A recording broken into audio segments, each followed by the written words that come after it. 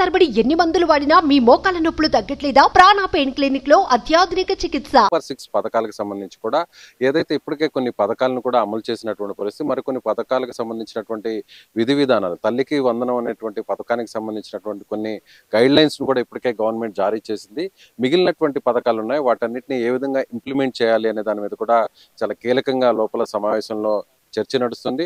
అన్నిటికంటే కూడా ఇటీవల జరుగుతున్నటువంటి అఘాయిత్యాలు, ముఖ్యంగా చిన్నపిల్లల మీద, మహిళల మీద జరుగుతున్నటువంటి అఘాయిత్యాల మీద కూడా ప్రత్యేకంగా ఈ సమావేశంలో చర్చించబోతున్నారు. ముఖ్యంగా ఇలాంటి ఘటనలు తిరిగి మళ్ళీ రిపీట్ కాకుండా ఉండడం కోసం ప్రత్యేకమైనటువంటి చట్టాలని తీసుకొచ్చేటువంటి యోచన కూడా చేస్తున్నట్టుగా మనం చెప్పవచ్చు. మరొక వైపు కూడా ఆ ల్యాండ్ టైటిలింగ్ యాక్ట్ను రద్దు చేస్తూ కూడా తొలి 5 ఫైల్స్ సంబంధించినటువంటి సంతకాలు చేసినటువంటి సందర్భంలోనే ఈ ఫైల్ మీద కూడా ముఖ్యమంత్రిగా చంద్రబాబు నాయుడు ఆయన సంతకాలు చేశారు. అయితే ఈ ఫైల్కి సంబంధించి కూడా బిల్లును, అసెంబ్లీ సమావేశాలు జరిగితే బిల్లును ఏ విధంగా ప్రవేశపెట్టాలి, ఈ బిల్లుకి సంబంధించి కూడా ఎలాంటి ఇబ్బందులు లేకుండా ఆమోదం జరిగే విధంగా కూడా అటు క్యాబినెట్లో ఉన్నటువంటి ఇతర సహచర మంత్రులతో కూడా ఆయన చర్చిస్తున్నారు. ముఖ్యంగా ఇసుక విధానానికి సంబంధించి ఇప్పటికే ఉచిత ఇసుక విధానాన్ని కూడా అమలు చేస్తూ కూడా ప్రభుత్వం ప్రత్యేకంగా ఒక జీవోను కూడా జారీ చేసినటువంటి పరిస్థితి. అయితే ఈ కొత్త పాలసీని కూడా రాబోయేటువంటి మరికొన్ని రోజుల్లో కూడా ఇసుకు సంబంధించి కూడా పూర్తి స్థాయిలో ఇక్కడ కూడా అంటే కొన్ని అక్కడక్కడ ప్రతిపక్షాలకు సంబంధించినటువంటి కొంతమంది నాయకులు కూడా విమర్శలు చేస్తున్నారు. అంటే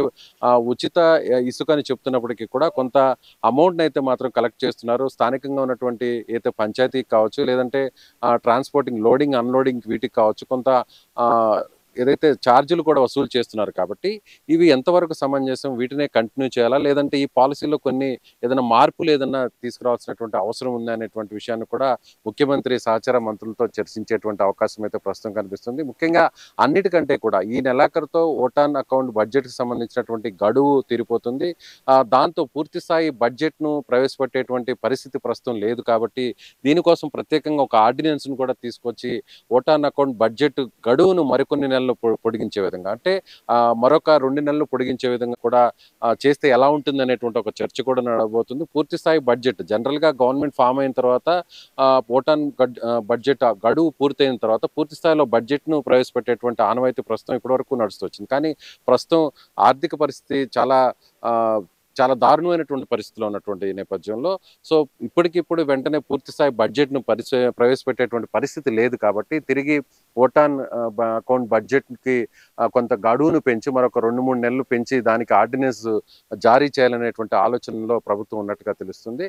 మరొక వైపు గత ప్రభుత్వంలో తీసుకున్నటువంటి నిర్ణయాల వల్ల ప్రభుత్వ ఖజానా పూర్తిగా కుదేలవడం, ముఖ్యంగా ఆర్థిక వ్యవస్థ అంతా కూడా పూర్తి స్థాయిలో చిన్నాభిన్నం కావడంతో తిరిగి వాటిని గాడిని పెట్టడానికి ఎలాంటి నిర్ణయాలు తీసుకోవాలనే దాని మీద కూడా చర్చించేటువంటి అవకాశం ఉంది. ఇప్పటికే అన్నా క్యాంటీన్స్ కూడా ఆగస్టు 15 నుంచి కూడా పునఃప్రారంభిస్తామని చెప్పినటువంటి నేపథ్యంలో దాని మీద కూడా అంటే ఏ విధంగా దీన్ని ముందుకు తీసుకెళ్లాలి, ఏ విధంగా కూడా అన్నా క్యాంటీన్స్ ని పెద్ద ఎత్తున ప్రారంభించే విధంగా కూడా కార్యక్రమాన్ని నిర్వహించాలనే దాని మీద కూడా సహచరుల మంత్రులతో నిర్ణయించేటువంటి అవకాశం. అదే విధంగా మరొకవైపు పవన్ కళ్యాణ్ కూడా ఆయన ఇప్పుడు జరుగుతున్నటువంటి 2వ కేబినెట్ లో కూడా పవన్ కళ్యాణ్ డిప్యూటీ సీఎం గా ఆయన కూడా హాజరవడం, ఆయన కూడా ఎలాంటి అంశాలను తెర మీదకి తీసుకురాబోతున్నారు, ఎలాంటి అంశాల మీద ఆయన మాట్లాడబోతున్నారు అనేటువంటి ఆసక్తి కూడా అందరిలో ఉందనే చెప్పాలి. ఇప్పటికే ఆయన అనేక అంశాలను కూడా క్షుణ్ణంగా పరిశీలించినటువంటి పరిస్థితి, పంచాయతీరాజ్ శాఖకు సంబంధించినటువంటి అనేక అంశాల మీద కూడా ఆయన అధికారులను అడిగి అంతా కూడా ఫీడ్బ్యాక్ తీసుకున్నటువంటి నేపథ్యంలో రాబోయేటువంటి రోజుల్లో ఈ శాఖకు సంబంధించి ఏ విధంగా సమర్థవంతంగా పాలన అందించాలనేటువంటి దాని మీద కూడా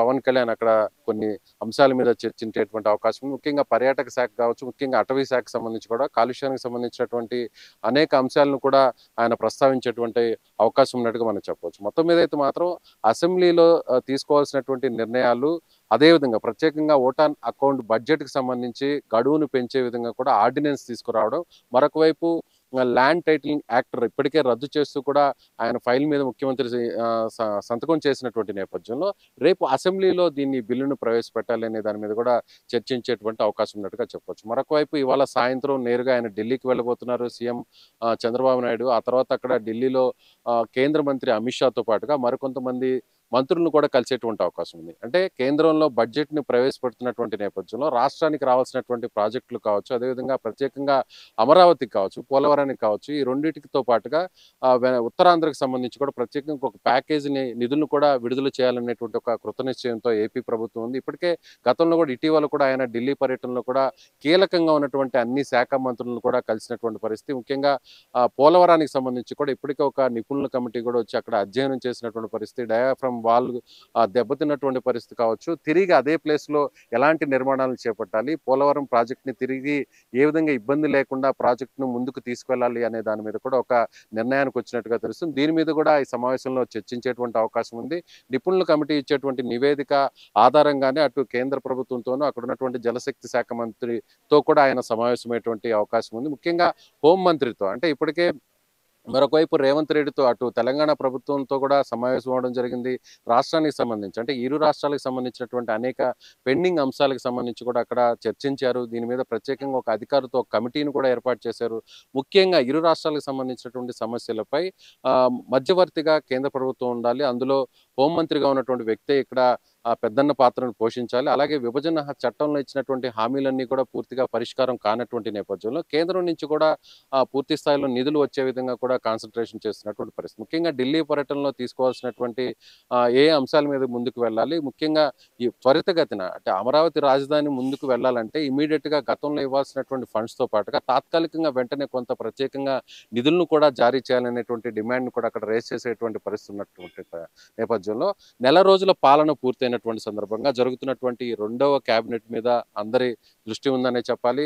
రాబోయేటువంటి రోజుల్లో అసెంబ్లీలో ప్రభుత్వం ఏ విధంగా వ్యవహరించాలి, అలాగే ఎలాంటి బిల్లులను ప్రవేశపెట్టాలి, ముఖ్యంగా ప్రభుత్వం ఇచ్చినటువంటి హామీలను అమలయ్యే విధంగా సంక్షేమ పథకాలతో పాటుగా అటు అభివృద్ధిని కూడా ఒకే విధంగా కూడా ముందుకు తీసుకెళ్లే విధంగా కూడా ఎలాంటి నిర్ణయాలు తీసుకోవాలనే దాని మీద ప్రధానంగా ఈ క్యాబినెట్‌లో చర్చించేటువంటి అవకాశం ఉన్నట్టుగా మనం చెప్పవచ్చు. సుమన్ టీవీలో మీ పర్సనల్ అండ్ బిజినెస్ ప్రమోషన్స్ కోసం కింది నెంబర్‌కి కాంటాక్ట్ చేయండి.